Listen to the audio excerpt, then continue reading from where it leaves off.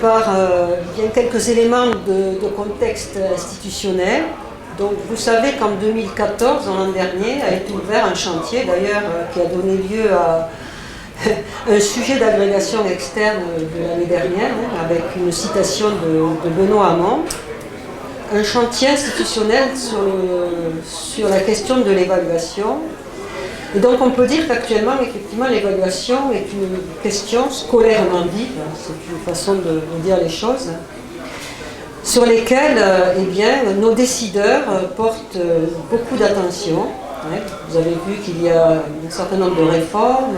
Bon, je ne parle pas uniquement que de l'évaluation certificative, d'ailleurs je n'en parlerai pratiquement pas, je ne parlerai pas.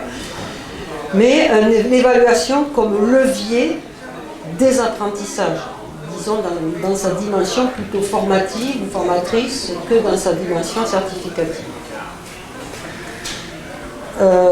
Autre contexte institutionnel, j'en ai dit un mot, vous savez que la formation des enseignants a subi depuis 2005 de profondes mutations. Alors pourquoi 2005 ?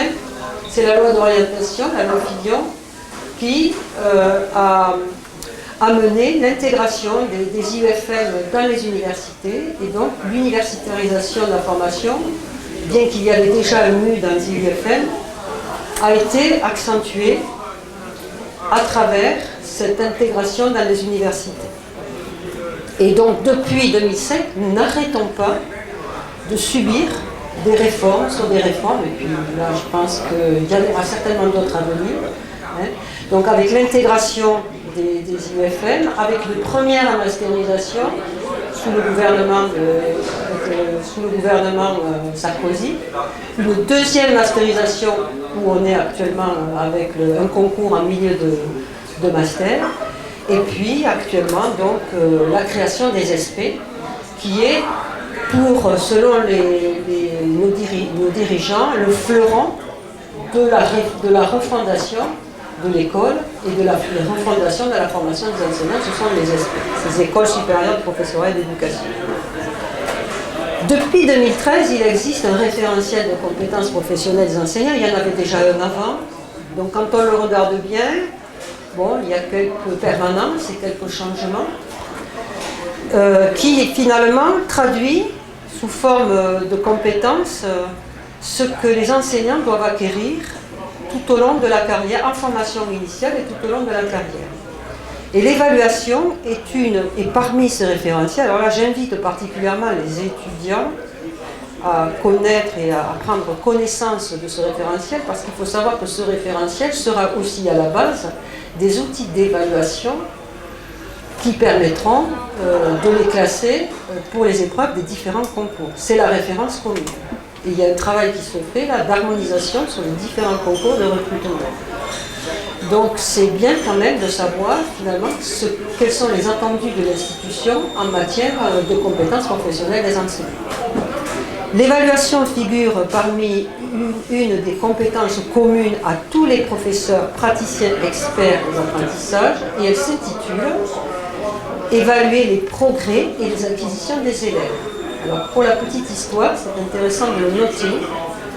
En 2009, il y avait également eu un référentiel de compétences dans lequel il y avait également une compétence sur l'évaluation qui s'intitulait « Évaluer les élèves ». Évaluer les élèves, ça ne veut pas dire grand-chose. Donc là, il est important de voir que ce qu'on évalue, ce sont des acquisitions et des progrès. Et on n'évalue pas les sujets, on évalue. Mais la question de qu'est-ce qu'on évalue reste au cœur du questionnement. J'y reviendrai. Donc un petit détour institutionnel.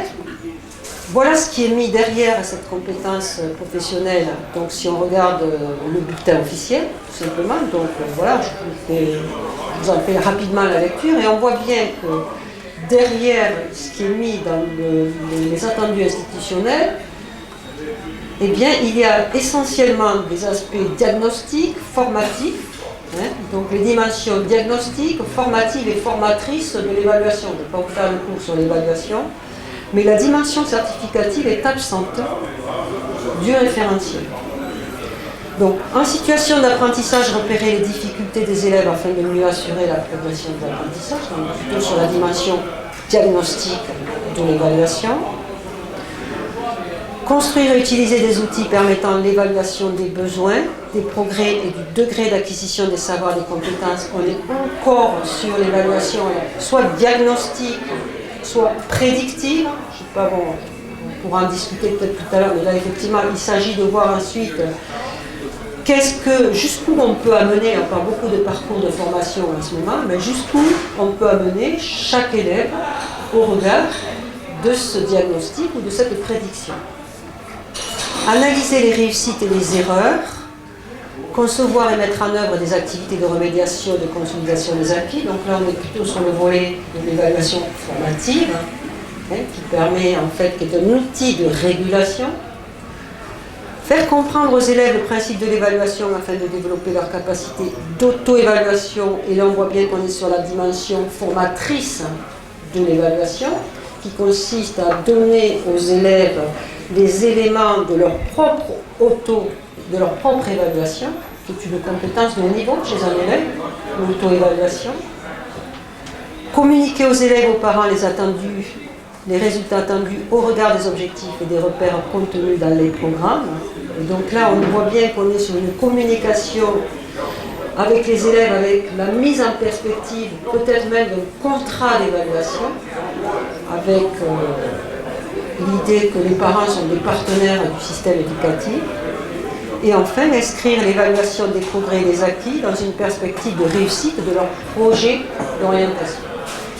Et c'était un petit peu le sens de la question qui était posée l'an dernier à l'agrégation externe, c'est-à-dire voir en quoi l'évaluation n'est pas vécue comme une sanction, mais finalement offre l'occasion de repositionner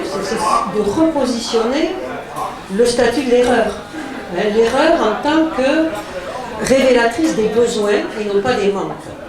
Alors, effectivement, on voit bien que là, on est sur cette vision-là de l'élève et de l'évaluation. Mais il y a encore du travail à faire parce qu'effectivement, pour beaucoup, l'élève est vu en creux et non pas en bosse. Donc j'y reviendrai. Alors, je vais resserrer un petit peu et déjà, je vais commencer à pointer des tensions. Alors là, des tensions au niveau de la sphère publique. C'est-à-dire que nos décideurs ne sont pas très aidants. On peut noter que depuis 2006, avec le socle commun, eh bien, une injonction paradoxale est faite aux enseignants, c'est d'évaluer et de noter des compétences. C'est-à-dire, vous remarquerez que la question de la notation n'est pas du tout abordée dans le référentiel, mais pourtant, l'obligation institutionnelle actuellement, c'est de noter les élèves et de noter des compétences. Noter des compétences, on pourrait dire c'est une aberration, c'est une injonction paradoxale. Une compétence ne se note pas. On en mesure un degré d'acquisition. Eh bien, c'est ce qu'on demande aux enseignants sans leur donner les outils pour passer d'une évaluation à une notation. Donc, une première injonction paradoxale. Si maintenant on regarde au sein de la discipline EPS, l'EPS, je pense que vous êtes tous convaincus ici que c'est une discipline qui a toujours occupé une place originale dans notre système éducatif, une discipline qui s'intéresse au corps et où la motricité, l'action, l'engagement de soi est au cœur des apprentissages. L'EPS, pour certains, c'est une discipline d'expérience. Et donc effectivement, l'approche par compétence en EPS, lorsqu'on regarde un petit peu l'historique, elle fait partie de la culture disciplinaire, du fait même que l'EPS permet aux élèves de vivre des expériences et de développer des compétences. Mais en même temps, la notion de performance est constitutive des pratiques physiques, sportives et artistiques qui sont actuellement les supports de l'enseignement de l'EPS. Et même si on regarde les actuels programmes, bon, je ne vais pas en parler des nouveaux programmes, on reste toujours sur cette référence culturelle que sont les activités physiques, sportives et artistiques. Donc certaines activités physiques, sportives et artistiques, la performance, eh bien, est un élément incontournable. Donc performance et compétences sont au cœur de l'évaluation en EPS et parfois donc peuvent questionner. Donc première question, par rapport à cet état des lieux, à ces tensions institutionnelles, qu'en est-il des pratiques évaluatives des enseignants de PS? Je vais citer un auteur qui était d'ailleurs à Créteil, je pense Bernard David, enseignant-chercheur, qui donc a beaucoup travaillé sur l'évaluation en EPS, beaucoup écrit, et qui a fait des travaux qui mettent en avant ce qu'il appelle les arrangements évaluatifs des enseignants d'EPS. Donc je vais vous en donner quelques-uns. Des zones d'ombre, des non-dits. Tous les travaux montrent que si les enseignants parlent sans trop de difficultés de leur pratique d'enseignement, il y a énormément d'opacité et de non-dits autour de leur pratique d'évaluation. J'y reviendrai.